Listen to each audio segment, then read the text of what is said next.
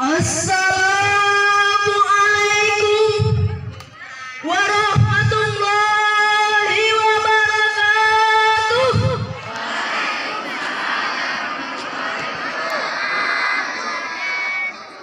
Alhamdulillahillazi ja'ala la khaira ummah wa amarana bi'a'is salihah. Wassalatu wassalamu ala rasulillah wa ala alihi wa man tabi'ahu bisanin illa yaumil qiyamah. Amma ba'du.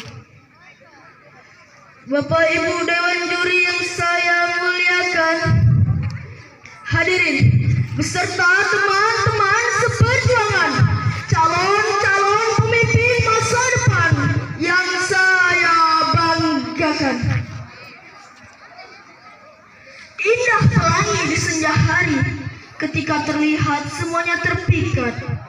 Apa kabar hadirin hari ini? Apakah semuanya sehat?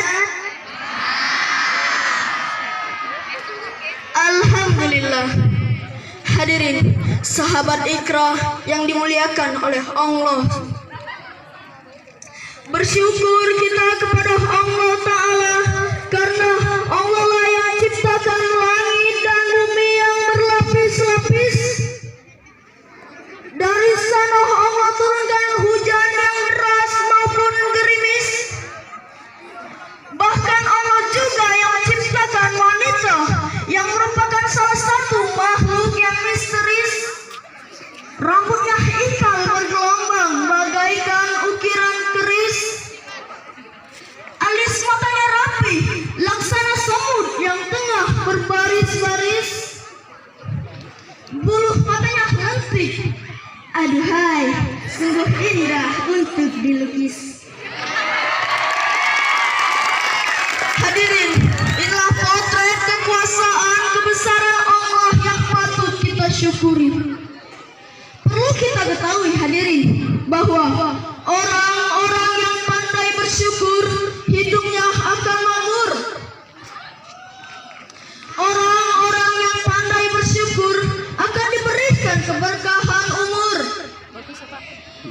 Dan orang-orang yang pandai bersyukur insya Allah akan dijauhkan oleh siksa kubur. Untuk itu pandai-pandailah kita bersyukur. Salawat dan salam marilah kita sama-sama hanturkan kepada seorang orator yang tak pernah menaiki sepeda motor, seorang orator yang tak pernah menjadi koruptor, seorang orator yang membawa kita dari pahitnya perang Badar hingga nikmatnya telur dan Allahumma sholli ala Sayyidina Muhammad. Semoga kita tergolong pada umatnya di yaumul mahsyar kelak. Amin. Amin ya rabbal alamin. Hadirin, ma'asyiral muslimin wal muslimat rahimakumullah.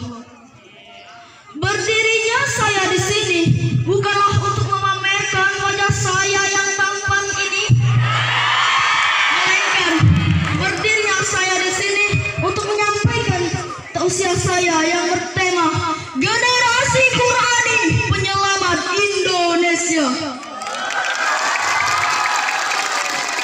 Hadirin, ma'asyiral muslimin wal muslimat rahimakumullah. Berbicara mengenai pemuda pasti identik dengan masa muda yang hebat, masa muda yang kuat untuk senantiasa taat kepada Allah Ta'ala, Sang Pemilik Nikmat. Hal ini seirama dengan pendapat salah seorang ulama tafsir Al-Quran, Syekh Abu Al-Fidah Ismail bin Fakir. Beliau menyatakan dalam kitab tafsirnya, sampai bahwa masa muda yang penuh kekuatan karena sebelumnya berada pada masa kelemahan. Sehingga pantaslah proklamator kita Bung Karno pernah berkata, "Give me your hand and we'll take it to war." Kalau aku 10 pemuda, niscaya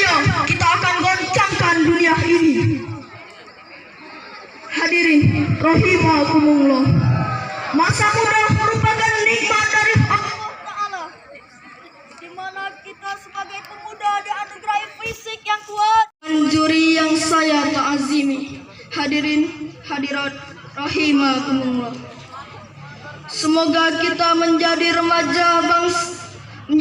remaja pemuda harapan bangsa dan agama, berilmu, beriman dan bertakwa, disertai akhlak yang karimah, jauh dari narkoba dan dekat rahmat Allah yang Maha Kuasa,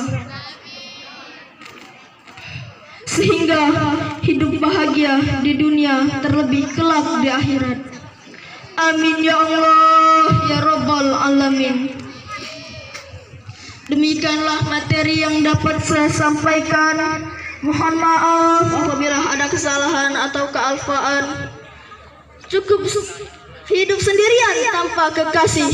Cukup sekian, terima kasih. Wabillahi taufiq wal hidayah.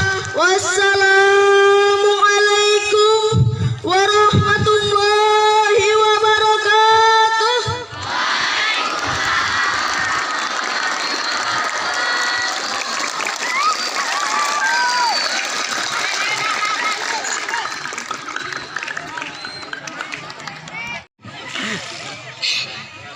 Assalamualaikum warahmatullahi wabarakatuh.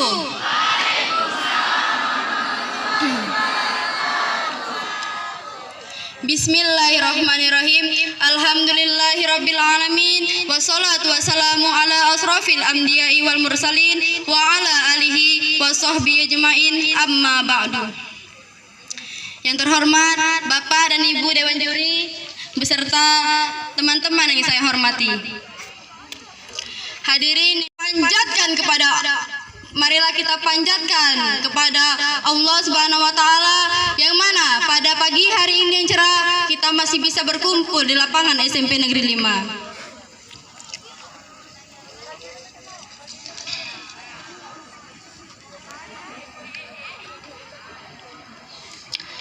Hadirin sekalian yang dirahmati Allah, pertama-tama marilah kita ucapkan puja kepada Allah yang Maha Kuasa dan puji kepada Allah yang Maha Suci, syukur kepada Allah yang Maha Ghafur yang telah memberi kita nikmat umur. Tapi awas, Allah telah memberikan nikmat umur, kita jangan sampai dihambur-hambur. Karena apa? Kita bisa tergolong umat yang kufur.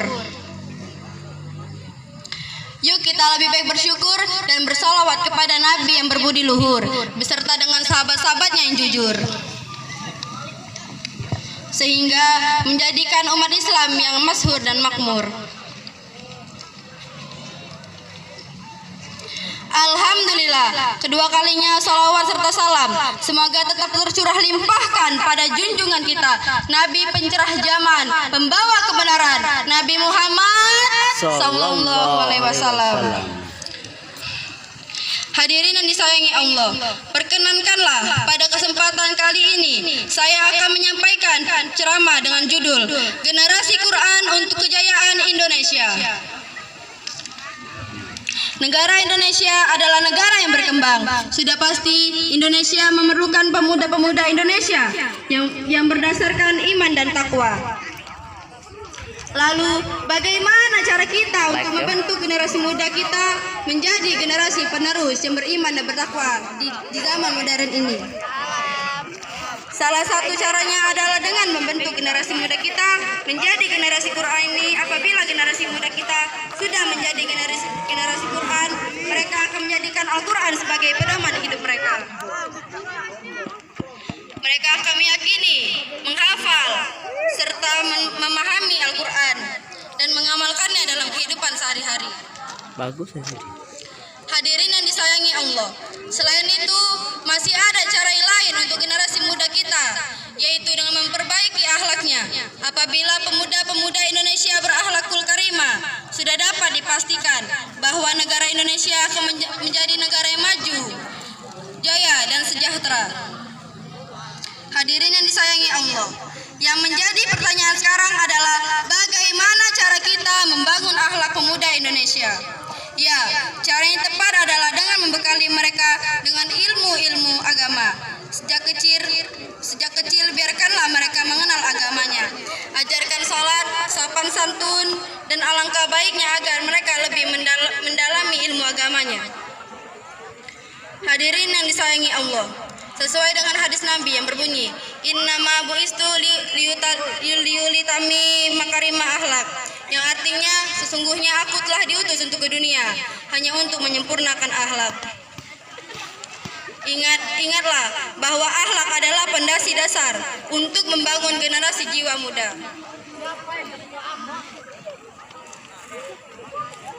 Hadirin yang disayangi Allah, kiranya untuk sekian pidato yang tepat yang dapat saya sampaikan, kurang lebihnya saya mohon ampun kepada Allah dan saya mohon maaf yang sebesar-besarnya kepada para hadirin sekalian. Sebelum saya pamit, apakah saya boleh pantun? Boleh. Kalau ada sumur di ladang, boleh kita menumpang mandi. Kalau ada umur yang panjang, insya Allah kita berjumpa lagi. Wabillahi taufiq wal hidayah. Wassalamualaikum warahmatullahi wabarakatuh.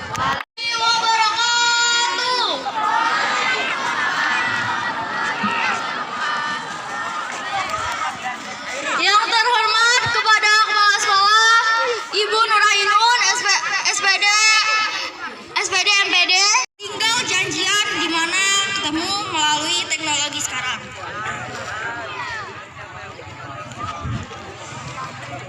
Sehingga orang-orang tua di zaman sekarang sudah mulai kewalahan dengan sikap anak-anaknya. Dan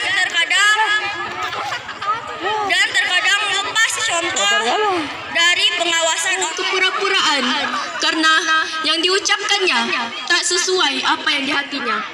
Sebenarnya Allah telah membagi manusia menjadi 3 golongan, yaitu yang pertama, orang-orang yang beriman, yang kedua, orang-orang yang ingkar, yang ketiga, orang-orang yang munafik.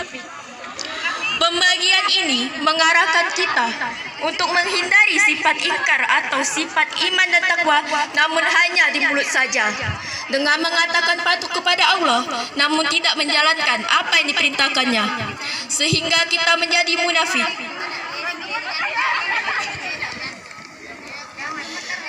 Dalam hadis Rasulullah yang diriwayatkan dalam Imam Bukhari disebutkan, tanda-tanda orang munafik ada 3, yaitu ketika berbicara ia dusta, ketika ia berjanji ia mengingkari, dan ketika ia diberi amanat ia berkhianat. Dari hadis ini kita bisa melakukan introspeksi pada diri kita dengan melihat apakah ada 3 ciri-ciri ini dalam diri kita. Perbuatan buruk akan dibalas dengan keburukan pula. Begitu juga sifat munafik akan mendapatkan balasan atau ancaman dari Allah Subhanahu wa taala. Sebagaimana tertuang dalam Al-Qur'an surat An-Nisa ayat 145 yang berbunyi, A'udzubillahi minasyaitonirrajim. Bismillahirrahmanirrahim. Inna munafiqina fit darbil asfali minan nar walan tajidalahum nasira, yang artinya sungguh orang-orang munafik itu ditempatkan pada tingkatan yang paling bawah dari neraka dan tidak akan mendapatkan seorang penolong pun bagi mereka. Hadirin hadirat rahimakumullah, alangkah baiknya kita menghindari sifat munafik supaya tidak terjerumus dalam neraka. Semoga Allah Subhanahu wa taala senantiasa memberikan petunjuk kepada kita. Amin amin ya rabbal alamin.